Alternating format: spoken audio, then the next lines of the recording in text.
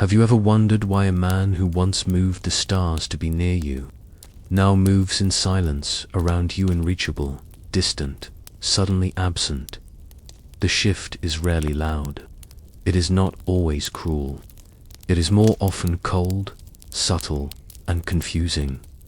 And for many women, this silence is not just heard, it is felt deeply in the soft, ancestral ache of the feminine psyche. Like a shadow cast not by the night, but by the vanishing sun of what once felt certain. The male withdrawal is not new. It is an echo through time, an ancient pattern in the dance between anima and animus, between light and shadow, between masculine instinct and feminine perception. To understand it is not to justify it, but to see it clearly is to reclaim the self from the grip of projection, from the agony of waiting, from the wound of invisibility. Carl Jung taught that the unconscious speaks in symbols. A man's silence is a symbol. It is a mirror. It is a rupture in the fantasy the woman may have unconsciously built of his certainty, his attention, his approval.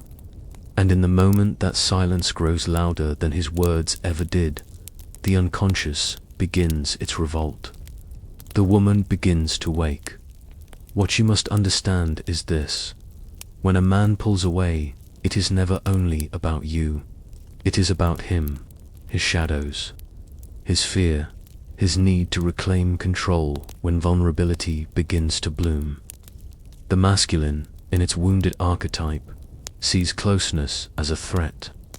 He may crave your soul, but he was never taught how to sit in the fire of intimacy without burning.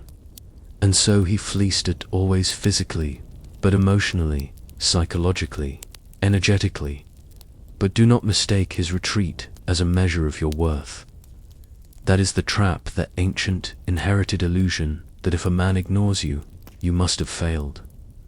To be enough, you must have been too much or not enough, too emotional or too distant. This is where the ego begins its desperate search for answers, spiraling into self-doubt, bargaining with invisible ghosts of rejection. Pause, breathe, watch the pattern.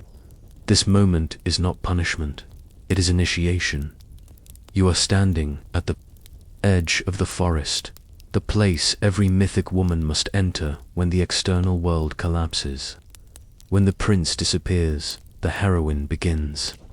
When the mirror no longer reflects validation, the soul turns inward. The silence is not empty. It is calling you home to your own essence, your own shadow, your own unmet needs. Ask yourself, why does his absence ache so much? What did his presence symbolize to you? Was it safety? Was it rescue? Was it proof that you were lovable, worthy, chosen? These are not shallow questions. They are portals into your deeper psyche, into the unconscious contracts you may have made without knowing. If he sees me, then I exist. If he desires me, then I am beautiful. If he chooses me, then I matter. This is the soul's invitation to break those contracts, to no longer hinge your identity on the unreliable wind of another's attention. Because the truth is, many men ignore women not out of malice, but out of psychological dissonance, when the animatha feminine energy within him is activated. By a real woman, he is forced to confront his own inadequacies, his own emotional illiteracy, his own longing for the mother he never truly felt. If he has not done his own shadow work, he will see you not as you are, but as a threat, a mirror to everything he cannot yet hold within himself. And so he disappears, not always because he stopped caring, but because he never learned how to stay with what he feels. His ghosting is a defense mechanism, a psychological regression to the infantile ego, retreating to the fortress of numbness. But your work is not to follow him there. Your work is to stand in your own light, to feel the pain of abandonment without abandoning yourself, to transmute the ache of rejection into the alchemy of rebirth. There is a part of you that still wants to be chosen, that still aches for a man to validate what you do not yet know how to claim. This is not weakness. This is the unmothered child within you, still hoping for a protector. But now is the time to become the woman who protects her. Do not chase, do not beg, do not shrink. Become the woman who pauses in the face of silence, and listens not to him, but to the deeper voice rising in her own body. That voice is older than him, wiser than this moment. It is the voice of the feminine awakening to the presence of a man, but to the presence of herself. And so she waits not for him, but for the moment when the illusion dissolves completely, when the veil between fantasy and reality tears, and what remains is not the man she hoped he was, but the truth she must now face, that she poured too much of herself into a reflection, a projection, a potential. The woman who has tasted this form of silence knows it is not quiet at all. It roars inside her with unanswered questions, unspoken needs, unresolved hope. But beneath the noise is a deeper stillness, a sacred pause, a crucible of transformation.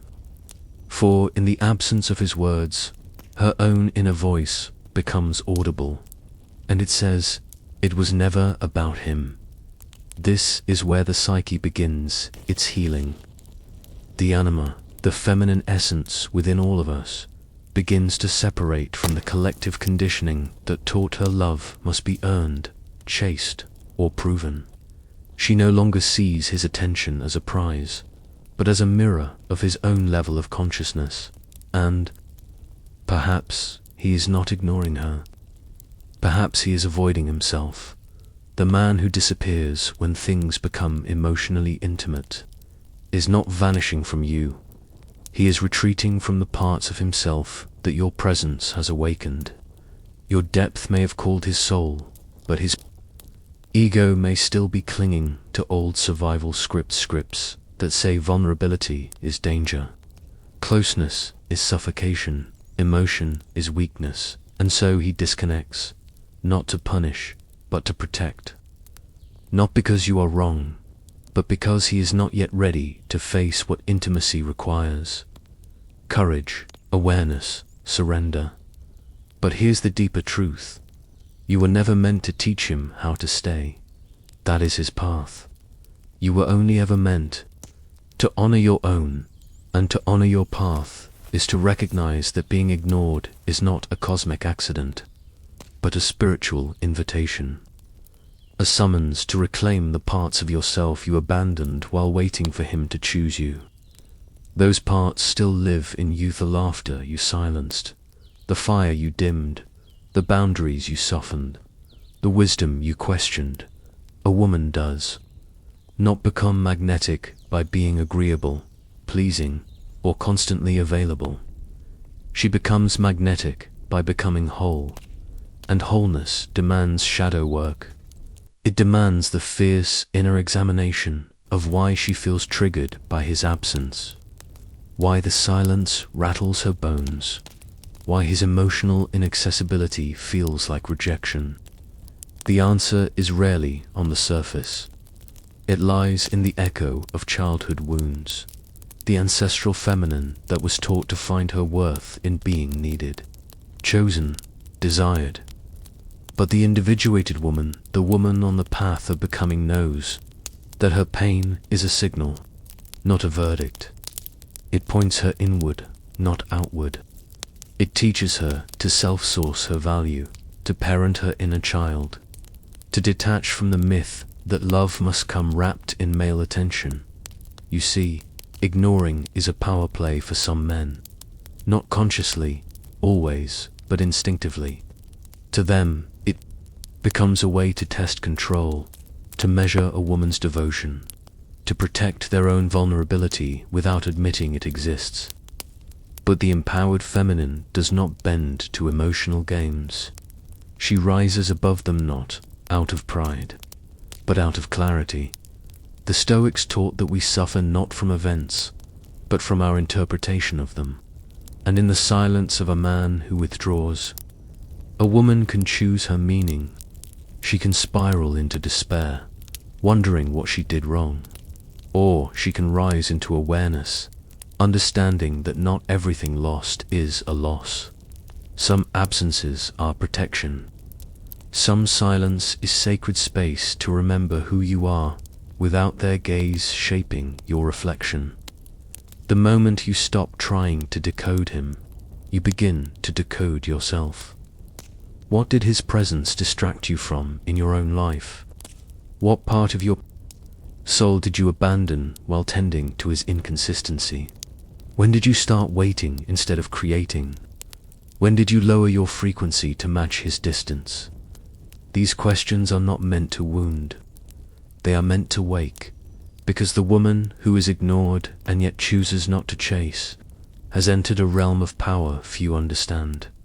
She is reclaiming her throne from the inside out.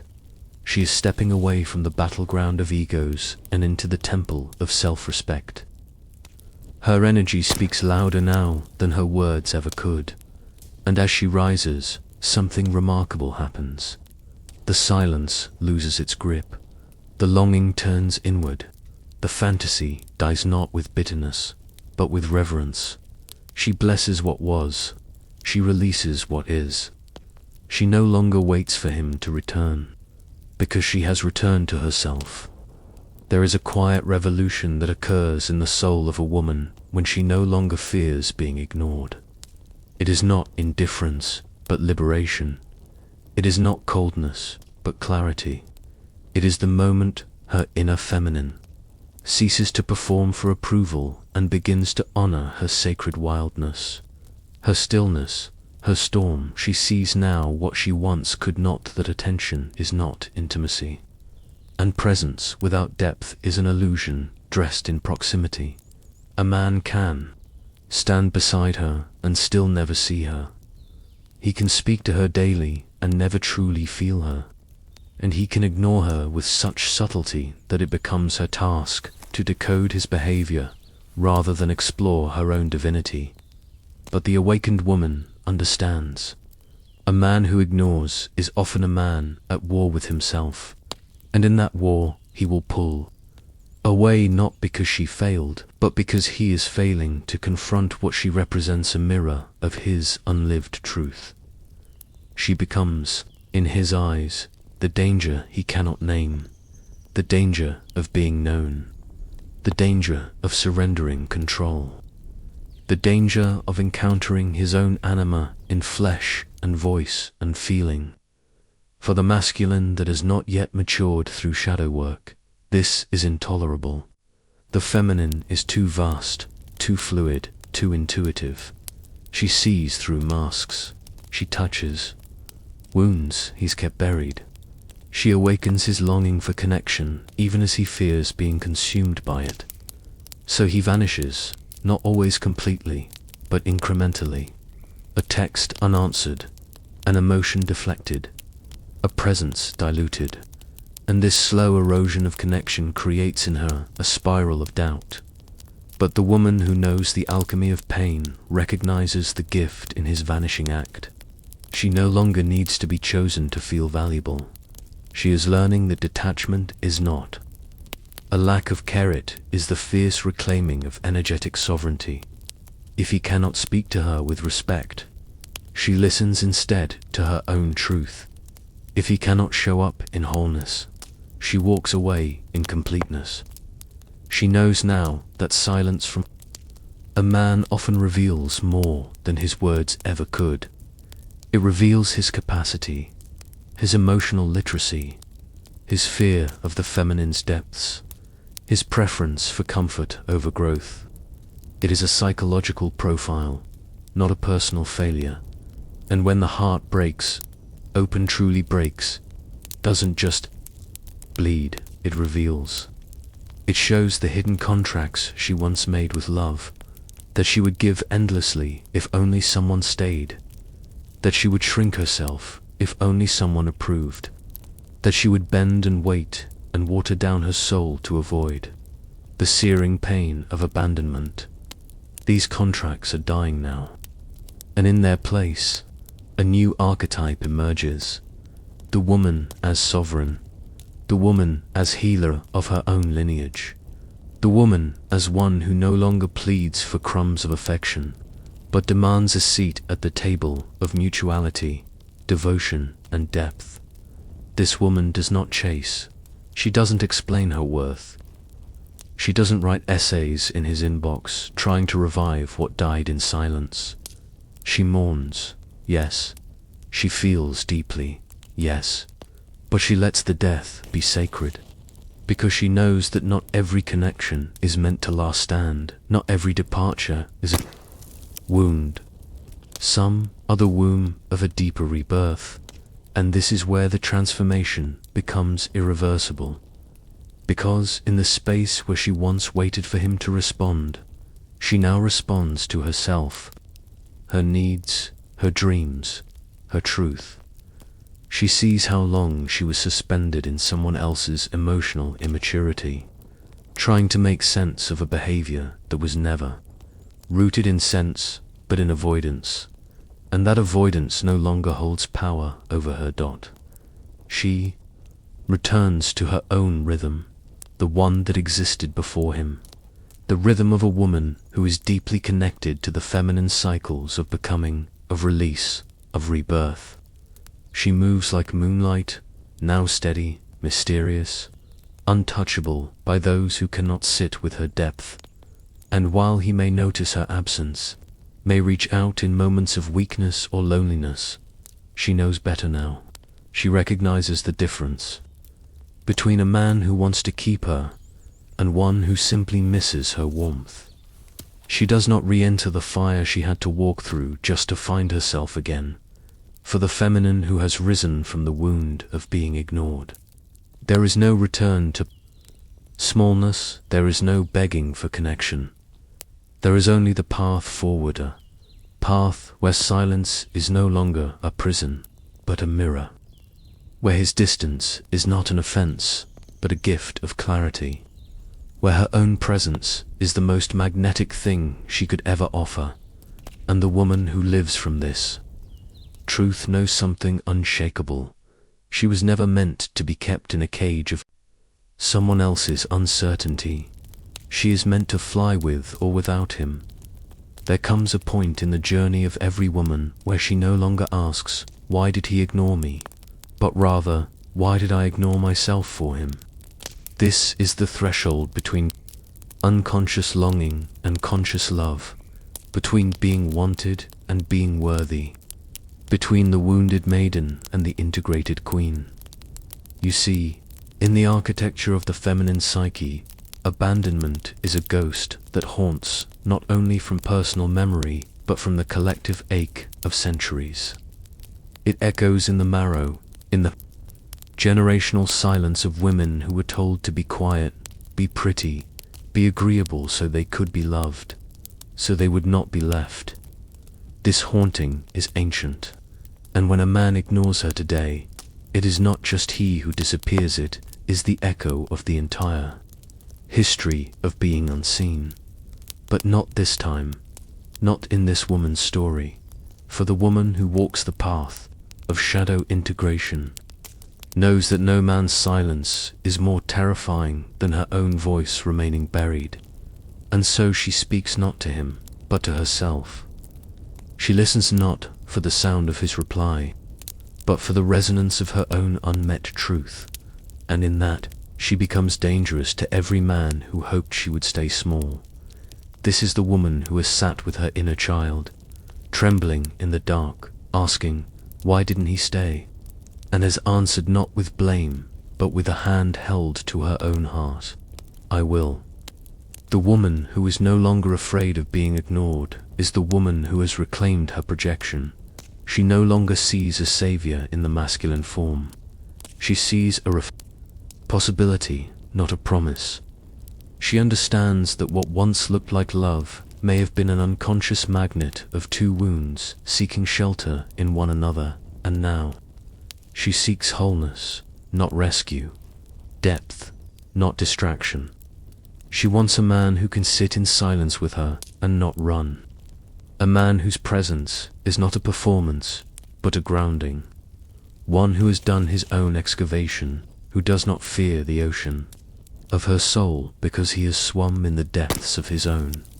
But such a man is not revealed by words. He is revealed by how he behaves in the silence. Does he hold space, or does he vanish? Does he reach out, or does he retreat?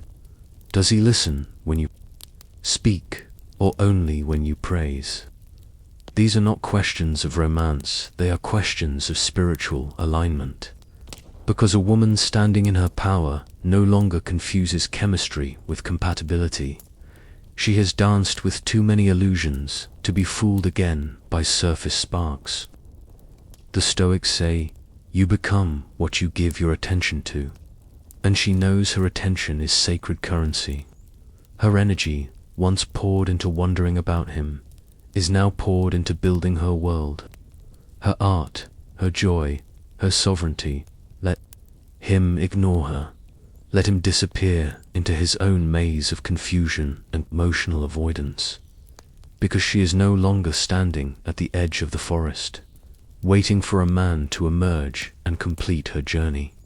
She is in the forest now, barefoot, luminous, radiant with the kind of power that cannot be dimmed by rejection. She is writing her myth, and in that myth, no man holds the pen. And here's the secret most never speak aloud. Many men ignore women, not because they don't care, but because they feel seen in a way they are not ready for. Her presence exposes them. Her intuition unsettles them. Her directness destabilizes the fragile ego still hiding behind bravado or emotional distance. She isn't playing games. She is showing up fully. And to the unprepared man, that is terrifying. But she is no longer responsible for their fear. The moment a woman stops, internalizing a man's silence as a verdict on her worth, is the moment she becomes untouchable by manipulation. She is no longer seduced by breadcrumbs. She no longer feels butterflies around unpredictability, because now she knows that was never love. That was anxiety, and anxiety is not chemistry. It is a nervous system begging for safety where it cannot be found. Now, her nervous system is her compass. Now, her body is her oracle. Now, her peace is non-negotiable. So if he ignores her, she doesn't ignite a war inside herself. She returns to her rhythm. She doesn't explain, doesn't perform, doesn't pursue. She lets the silence speak, and it speaks volumes. Volumes about him, volumes about her. Evolution, volumes about the new standard she has set. Not only for love, but for how she treats herself.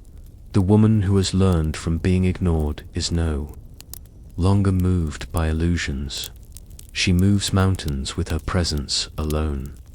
And she knows, now more than ever, that silence from another cannot silence her soul. There is a sacred stillness in the woman, who no longer needs to be seen to know she exists. Her steps are quieter, no, not because she doubts her worth, but because she no longer performs for empty applause. She has stopped proving, stopped pleasing, stopped posturing for love. The echo of his silence used to haunt her, used to unearth every buried insecurity. But now, it is only the tan echo, faint, distant, powerless, because she understands what most never dare to consider, that a man's silence does not define her. It defines him. It speaks of his unreadiness, of his unintegrated wounds, of his unwillingness to meet her in the realm of emotional maturity. It is not a reflection of her desirability, it is a reflection of his capacity, and capacity matters more than chemistry. The woman who has walked through the fire of abandonment knows this in her bones. She no longer romanticizes potential. She no longer confuses intensity with intimacy. She has shed the illusion that a man's affection must be earned through suffering. She has buried that myth alongside every tear she cried into the abyss of his avoidance. Now, she rises not in revenge, but in reverence for herself, because the woman who is no longer ruled by her need to be chosen becomes impossible to manipulate. She becomes a mirror to honest for the unready, to sovereign for the emotionally stingy. Her love is no longer transactional. It is devotional, but it begins with herself. The silence that once triggered her fear of rejection now activates her power of redirection. She looks at his withdrawal not as an ending, but as divine selection, the universe removing what does not serve her evolution. The gods whispering, "This is not your path, this is your pattern. Break it," and so she does. She stops rereading the old messages, stops replaying the last conversation, stops decoding the unsaid. She closes the chapter not with bitterness, but with ceremony. She blesses what was. She honors what it taught her, and then she lets it go, because she knows something few understand. Peace is more valuable than answers. She doesn't need his explanation. She doesn't need closure. She is the closure, the psychological bonds that kept her tethered to inconsistency begin to dissolve. The trauma loops unravel. The inner child who once begged to be seen now rests in the arms of a woman who has learned to see herself deeply, compassionately, fiercely. This is the alchemy of feminine awakening. And in this awakening, she becomes magnetic not because she chases, but because she no longer does. She is rooted, grounded, sovereign. She does not reach for the unavailable. She does not argue with energy. She does not chase ghosts. She knows her presence is not a question, it is a statement. And if he cannot answer with truth, with depth, with consistency, then he does not get to remain in her field. This is not punishment. This is protection. For the woman who has reclaimed herself from the wreckage of silence now guards her energy with discernment. She has boundaries that are not walls, but gates opened only for those who come in peace, who bring emotional accountability, who understand that love is not a performance, but a practice. She watches now with wise eyes. She sees the patterns. Early, she recognizes when a man is performing interest without offering presence. She knows that disappearing after intimacy is not mysterious, is avoidant. It is immature. It is no longer attractive. Her standards are no longer rooted in fantasy. They are rooted in self-respect. And so when he ignores her, she no longer makes excuses for him. She no longer chases. She does not try to trigger a response. She does not dim her light to lure him back. She lets him go, fully, completely, unapologetically, because she knows the man who is meant for her will not make her question her worth. He will not vanish into silence and expect her to translate it as love. He will speak, he will show up, he will stay, but she is not waiting for him.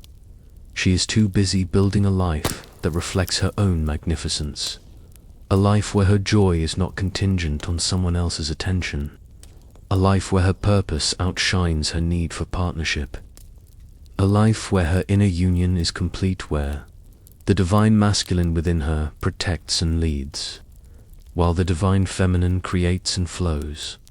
This is the new myth. This is the new woman. Not passive, not desperate, not broken by the silence of a man, but radiant, reborn, relentlessly whole. When the feminine soul reaches this stage of remembrance, something irreversible shifts. She no longer sees herself through the lens of his recognition. She no longer bends to the emotional tides of someone else's confusion. The silence, once so deafening, has become a sacred hum, a lullaby to her inner wisdom. And in that soundless space, she has found a voice that cannot be ignored. This voice is not loud, not desperate. It does not plead. It simply speaks truth, steady, sovereign, uncompromising.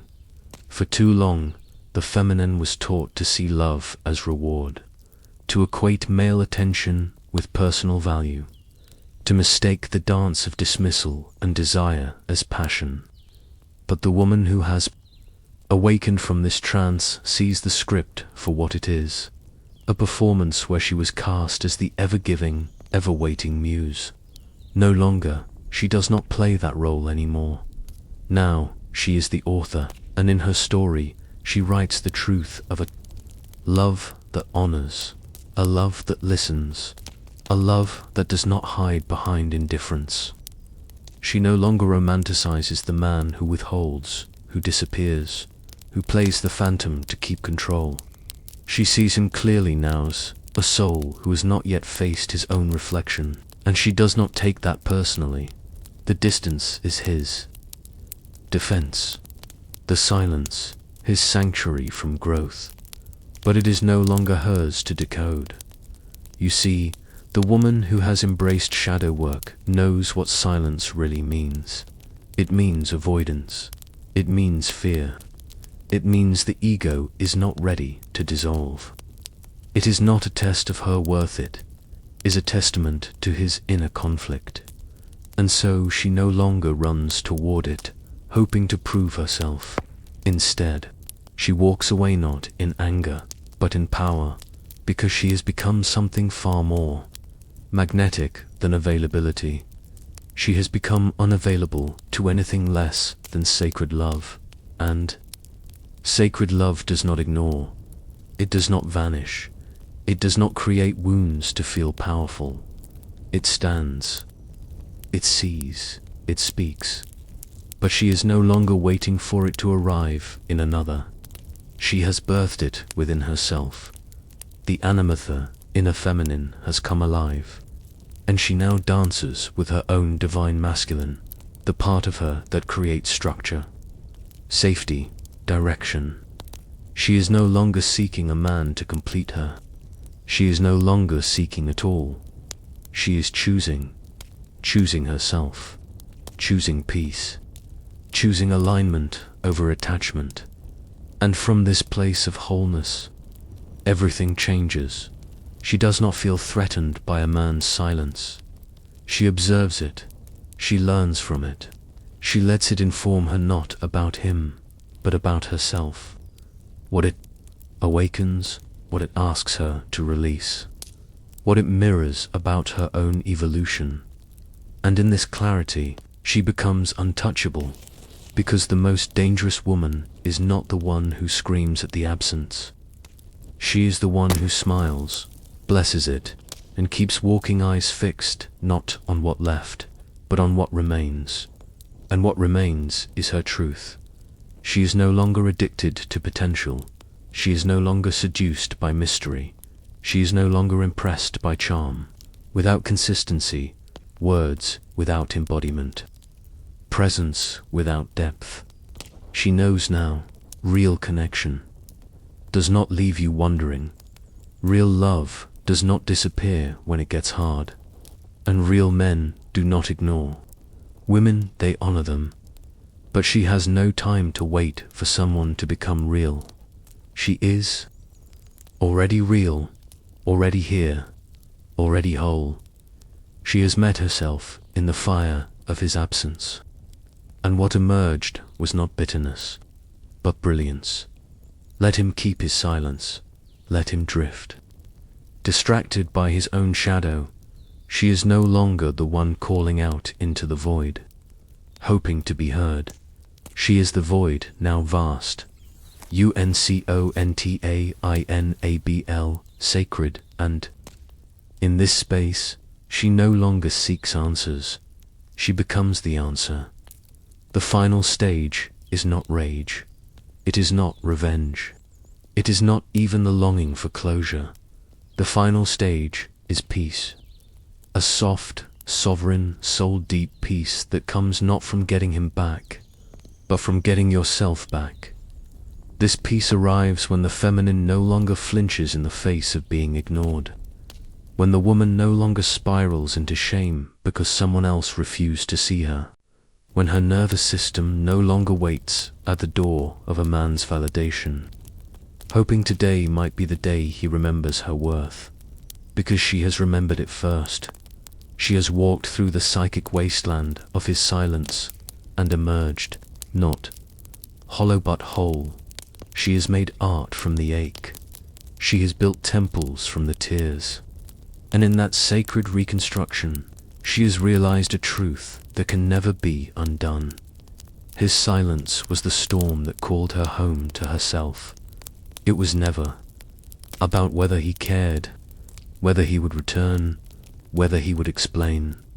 The soul doesn't hunger for explanations, hungers for integration, and she has integrated it all.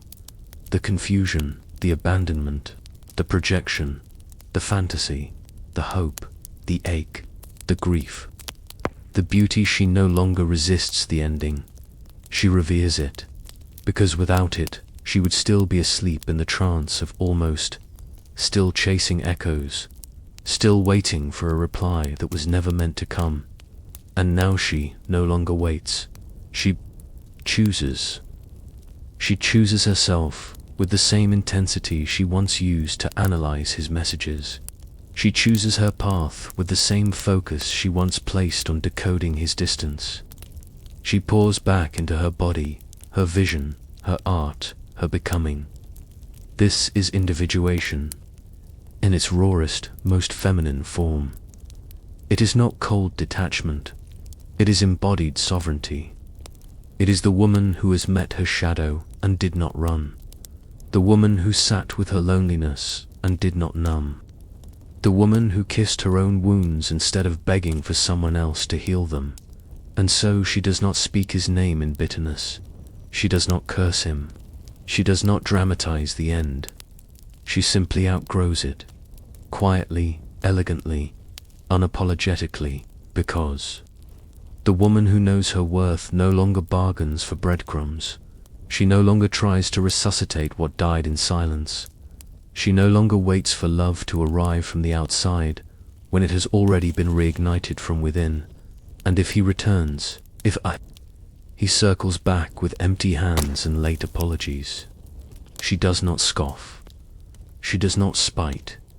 She simply smiles gently, clearly, and continues walking, because she understands now that no man can meet her deeper than he has met himself, and she refuses to descend back into the realm of emotional fragments. She is no longer available for half-love, for passive interest, for masked absence pretending to be presence.